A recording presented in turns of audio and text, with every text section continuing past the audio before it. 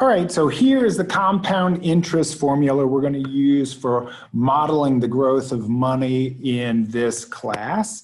And just, I want to identify all the parts of it and then talk about how some of the compounding works. So P of O, it looks very complex, just means that this is the initial amount. And that is the initial amount, just like in any exponential equation. Except for the fact that P stands for the word principal. So this is your initial principal or the initial investment. When we go into the next one, we talk about R. That is the interest rate. And then we have this letter N that sticks out, and these are the compoundings.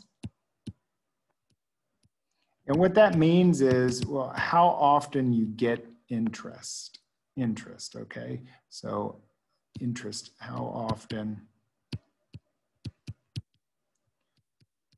you get interest. Okay, and then of course we've got this T that's standing up here, which is just time. In this case, it's always years because of the way N works. Finally, we've got the last part, which is the outcome, and that is your final principal. And the final principal is that last amount that you get. Now, there is the compoundings in blue here that we need to discuss, and it's really simple. It's how often you get interest. So we can see the word annual.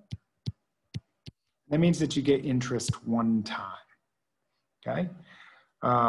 You could see monthly, which is pretty much very, very common to get interest monthly. And there we go, we've got 12 times, okay?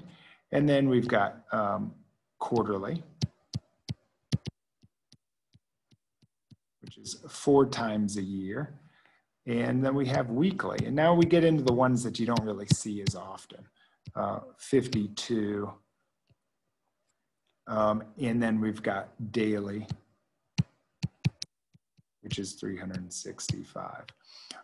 All of these values that in here, these are your N values in the equation. So that'll bring us back in there to that section of where N is located at right here and there.